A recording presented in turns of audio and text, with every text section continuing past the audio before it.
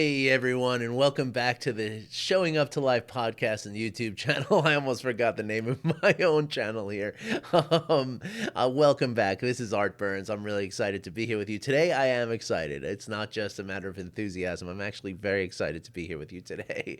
And I wanted to share something that's really important for you. And we might go to actually the 2 segment format today. We'll see how it goes, but see if I can either segue these two topics together or we'll do 2 separate segments. But either way, welcome back to the podcast and YouTube channel. It's really a pleasure to be here with you. I'm really excited to be here with you, and I'm really happy to be here with you because I'm happy to share today a couple of concepts with you that are really, really important.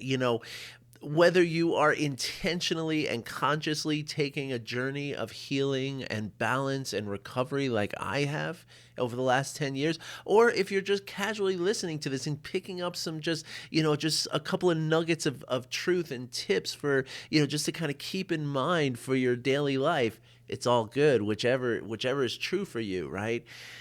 And so this is something that I think is going to be very important for you to understand. 2 things, okay? So the first thing I want you to understand, and this comes with, if I may, if you'll indulge me, a little bit of a personal story, okay? My personal story. About 10 years ago, as I've mentioned here before, was when my journey started. And I call it a journey of healing, of recovery, and of balance. Because for me, it didn't start with mindfulness and compassion practices, right? It started with, getting sober.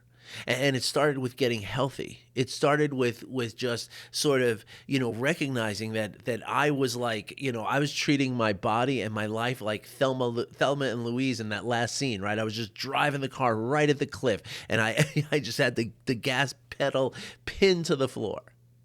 And then I had kids, right? And I realized that, oh, wait a minute. This isn't just about me anymore. This is, there's other people in this life that depend on me. As I told you at the time, at 10 years ago, when I first started this journey, I was, what would I would have been 43 years old. And I swear, I say this all the time, that if I had not made the changes that I made when I made them, I think I was really running out of runway. Like that cliff was getting very close. And if I hadn't made the changes that I made when I made them, I would have had a heart attack by the time I was 49, 50 years old. I would have been that guy. The guy that you hear about in the office, like, oh my gosh, I can't believe we never got to say goodbye. I can't believe he's gone. He was so young. That was going to be me. Right? I'm sure of it. Okay. And so part, for me, the healing came in sort of two phases, right? That first I had to stop doing the damage, which meant, stop drinking every single night, stop, I'd already kind of moved away from the, heavy recreational drugs at that point. So that was, sort of, I was already moving towards that. So in that way, it's hard to say how long this process has been going on, because sometimes I think maybe it's even longer than 10 years, but I didn't know it at the time kind of thing, because it was like unintentional. But anyway, the idea for me was the first step was to stop doing the damage. The second step then was how to now cultivate some skills to live differently, to live with more skill, to live with more intention, more sort of, deliberateness in my life. And that is part of skillfulness, right? We need, in order to live with intention, it requires skill because intentionality is a skill. It's not something that just comes naturally for most people, especially, again, as I mentioned yesterday, if you grow up in a place like I did with very high levels of, and I'm not saying the environment, but just the way that it cultivated within me was very, very high levels of stress. I mean, enormous chronic stress all the time, every day. And I was never, ever, ever living in the present moment. Never.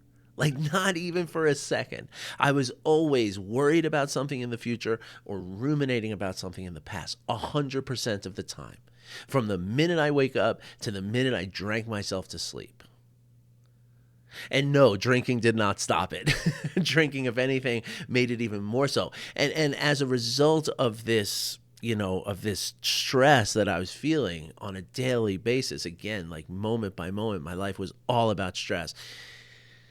And that gave way to the anger that I was taught as a child from my parents. You know, they were very angry, spiteful, bitter people. And so I adopted those mechanisms for handling what I was going through, right? So when I felt stress, it wasn't about, okay, how do I manage this? How do I fix this for myself? No, it was, how do I lash out at somebody? You know, how do I make them know that it's their fault that I'm going through this, right? And that's right out of the playbook of my father, right? Like I see that so plainly now, and that's one of the beautiful things about this work is that you see the connections of the childhood trauma and the way that, you know, people did things in your life. It's so clear to me now in a way that could never have been 10 years ago, right? But anyway, the point that I wanted to make is that when I started this journey 10 years ago, when I decided that something's got to change, right? And again, first it was the alcohol and the, you know, the you know, some drug use, but not really at that point. You know, but that was more like my corporate life, you know, where everybody had a mirror in the desk drawer kind of thing, you know. But it was wild times back then. And I don't miss it even for a second. But anyway, the point was that it was about, you know, changing my relationship to the toxins, right? And it was the toxins of alcohol and whatever drugs were still around, but it was also the toxins of my eating, right? Like I used to eat like I was trying to kill myself, truly. You know, like I was doing everything that I could to make myself unhealthy.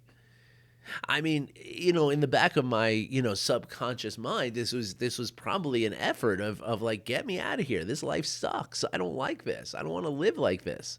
So some form of, you know, extended, you know, suicide or something like that. Pardon me, I should have put a trigger warning before saying that word. I'm sorry about that. I hope you all are okay with that. But anyway, and I apologize for that. But anyway, the idea that I had 10 years ago when I started this journey, right?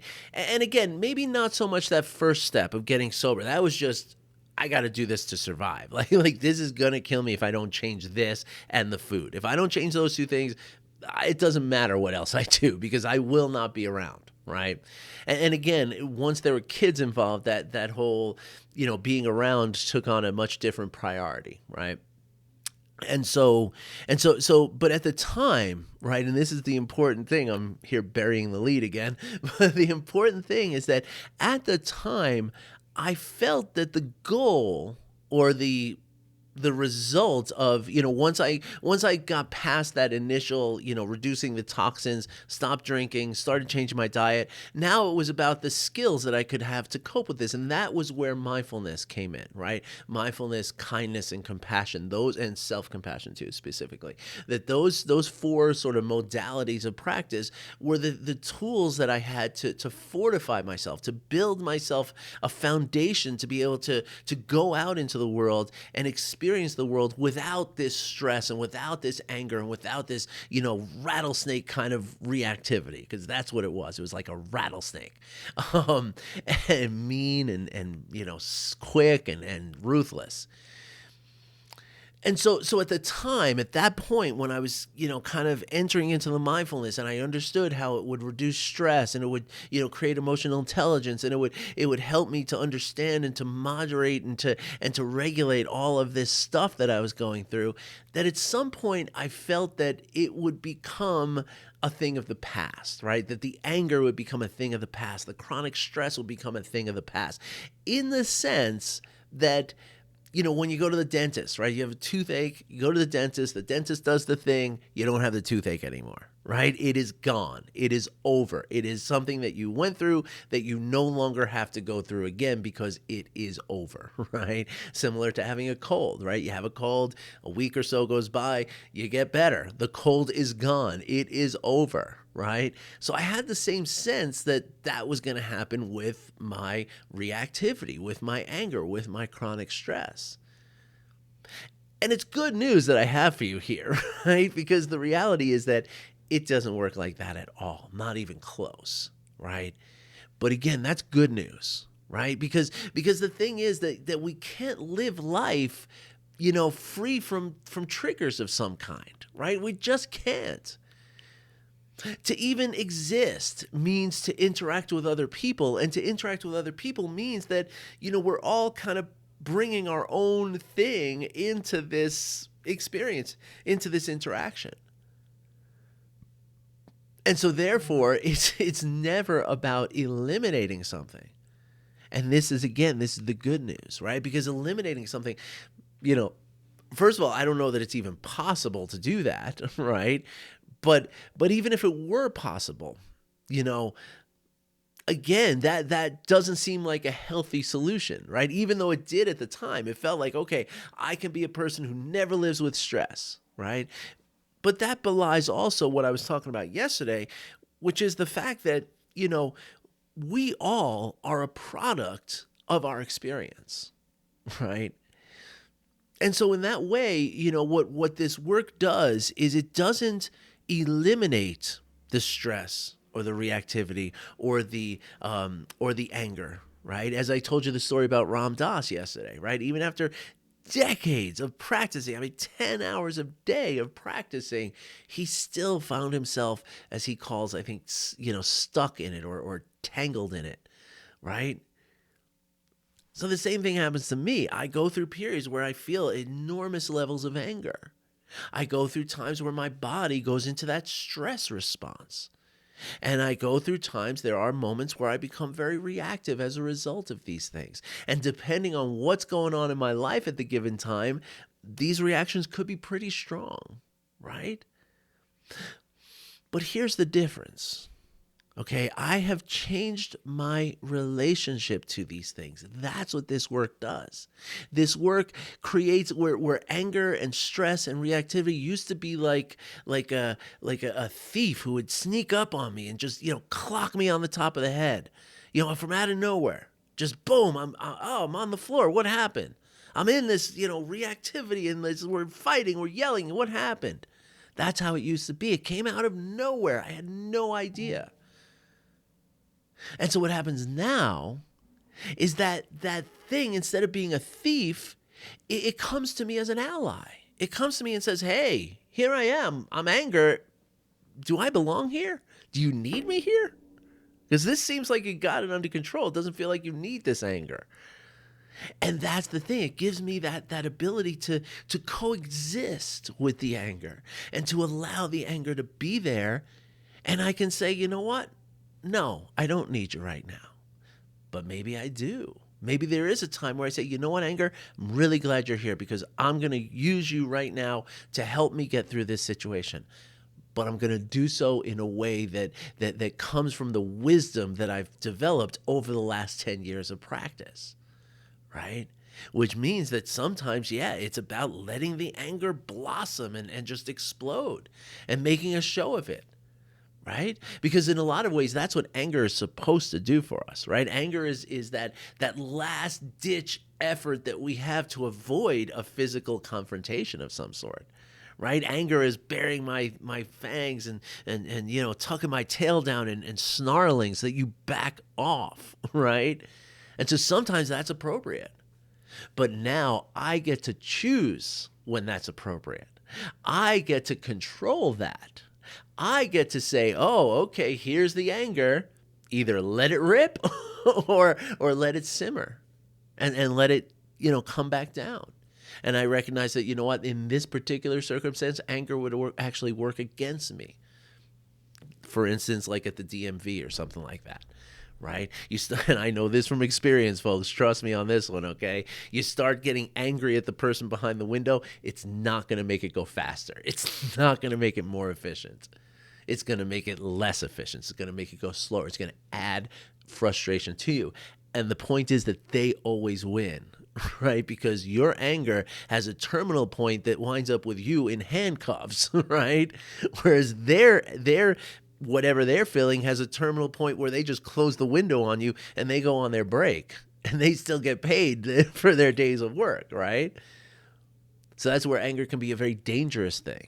And of course, the anger comes out of the stress and everything else. So it's all tied into one thing, right? So that's where, again, this work is not about eliminating anything, but it's about bringing these things into my conscious awareness. because once it's in my conscious awareness, now I work with it. So in a lot of ways, the stress in my body is no longer this liability, right? It used to be that when I experienced stress, and it used to happen very early in the morning, usually, right? Like before I even got on the bus on the way to work and stuff, before I left the house, I would already be a ball of stress, right? And then the stress would just be there the whole day. It would hijack my whole day because it would dictate my actions. And then those actions created reactions from others, which created consequential, drama and like stickiness. And that's what my whole life was just managing this drama. And again, worrying about what was coming and, ruminating about what happened. And so now, right, if I feel the stress then becomes a signal for my body. It becomes a communication. It becomes a really beautiful communication that allows me to say, wait a second, this feeling, okay, what's going on? What is it that we need right now that we don't have? Sometimes I'm asking my inner child that question. Sometimes I'm asking my 53-year-old adult father of two, And in that moment, usually the next question is, okay, is there something I need to accept right now? Is there something I need to let go of right now? Is there something that I'm not seeing clearly here? Is there an assumption that I'm making? Is there an expectation that I'm clinging to? Is there something that is clouding my view and my accurate and high definition assessment of this thing? And usually the answer is in there. Right? And so in this way, stress doesn't hijack me for the rest of the day or for the next few days. Stress just becomes this episodic thing.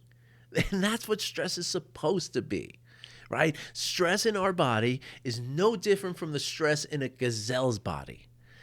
The stress that a gazelle feels, it experiences that stress when it sees the cheetah coming to eat it. There's no difference with us. That's what stress is supposed to be. But for most of us, and 77% of American adults who experience chronic stress, that's not how it works. It's something that just clings to us and grips us and puts us through this ringer over and over and over. And again, what that does is that colors our experience because it motivates our words and our actions and our decision making. And when we're motivated from this place of stress, usually we're doing things that are not kind, that are not compassionate, not empathic. And as a result, there's going to be a reaction. And that reaction is a consequence. And that consequence is the drama. That's the again, getting stuck. It's like treacle, right? It's like you can't, like quicksand. You're just in it. You can't get out of it. And in that moment, my friends, you are not showing up to life. You're wrapped up in this thing. You're not here, you're not now, and you're not available to yourself or to those around you. Right? So the mindfulness and the compassion, the kindness and the self-compassion allow me to coexist with the stress, coexist with the anger, and use it as a tool as opposed to it using me as a tool. All right, I'm going to do another quick segment on forgiveness real quick. I'll see you over there. Oh, hello. Welcome back to the second segment of today's episode of the Showing Up to Life podcast and YouTube channel. One of the greatest skills, one of the greatest tools, one of the greatest methods that I have learned to help me to show up in the moment and be available to the moment and to all that the moment has to offer me, which, as I say all the time, this is where everything happens, right? All of it. 100% of my decisions, 100% of my desire, 100% of my actions, 100% of the love that I feel, 100% of the jokes that I laugh at, 100% of all of it happens in this moment. So anything that draws me away from this moment draws me away from all of that, right? Which really kind of makes life, you got to question, like, what the heck is it for if we're not here to experience it, to enjoy the happy times and to weather the difficult times. right? Because what we realize as we're really paying attention to it is that the difficult times, they serve as a sort of, they, if we're paying attention to both, what we realize is that the difficult times arise against the backdrop of the good times. And so both are necessary, right? Like yin and yang, right? It's something where, life requires all of it, right? And so one of the greatest tools that I have found to help keep me right here, right now, no matter what's going on, is the skill of forgiveness. Now, most people consider forgiveness to be a weakness. They consider it a liability. They consider it softness. And most people feel it must be shunned at all costs. Like there is no appropriate time for that we can experience forgiveness. There are people who really believe that. And I see where it comes from. I get it, because a lot of times we have this confusion of forgiveness that, well, if I forgive the person, then I'm really giving them permission to hurt me. And that's not what forgiveness is, right? And I've talked about this obviously before, and you can go check out that other content really to go deeper on what forgiveness really is, right? But for me, and the point that I want to make today is that forgiveness is the antithesis of weakness. Forgiveness is fierce. It is like warrior-like, okay? It becomes like a bulletproof vest around my entire body. I'm thinking right now about you see those like self-defense courses, right? And they have some guy dressed head to toe in this big foam while, a bunch of people are just kicking him in the, private parts and all that stuff. Like, that's what it's like. It's like having that suit around me is how forgiveness feels. Because forgiveness, it's allowing me to maintain my sovereignty in the presence of the actions of someone else. Right? Because without forgiveness, when somebody does something that hurts me, I become drawn out of myself and drawn out of the present moment, and I'm entangled with them now. And if I refuse to forgive them, I stay locked in that embrace with them. And ultimately what that turns into is they are living rent-free in my head. And what they're doing in my head the whole time is they're taking me away from the present moment. They're making me, not able to, they're rendering me incapable of being present, of being available to the people and the things that I love, including myself. And so forgiveness is the ability, because the way it works, right, is that if I can forgive whatever somebody tries to do to hurt me, if I can forgive it, well, then it doesn't hurt me, right? I mean, sure, it might hurt for a moment. It might be like a little like, wow, that was mean, that thing that person said, and it might give me pause, and it might, allow me to go through a momentary period of self-reflection or licking my wounds, if you will, whatever that is, right? But that's as far as it goes, right? So just like a bulletproof vest, right? You still get shot by the gun, right? But it doesn't hurt you the same way, right? So really what it's doing is, just like I said before, forgiveness, it changes your relationship to other people's intentions. And it gives you the power, the strength to stand with this difficulty, with this intention that this person has, and to look it in the eye and say, you know what? Okay, bring it. I'm just going to let it go. Now, it's important to recognize here, and I'm just going to say this and then probably wrap it up here, because I think I might be over time. I'm not sure. But as you know, I don't have a production staff here. It's just you and me here, but one of the important things to recognize about forgiveness is that it is not the same. In fact, it has nothing to do with justice or seeking justice or seeking whatever form what you believe might be retribution. Now, here's another important thing, and this is where the cycle comes around, is that once we really, embrace and really train ourselves in this skill of forgiveness, retribution and revenge becomes pointless. Like you let that go too, because you realize that it's not what you think it is, right? But that's down the road. For now, as you're practicing forgiveness, or as you're even trying to wrap your head around practicing forgiveness, it is okay to forgive someone and also press charges against that person, or to sue that person in a court of civil law, right? To gain a monetary compensation for something. It is okay to cut that person out of your life. It is okay to let that person know exactly what they did to hurt you. And it is okay to make the announcement that you are never going to let them get that close to you again, to hurt you again that way. So in a very real way, forgiveness becomes the ability to erect this fortress around me, right? Because that's what it is. It's saying, I forgive you, but you are not going to get close to me again.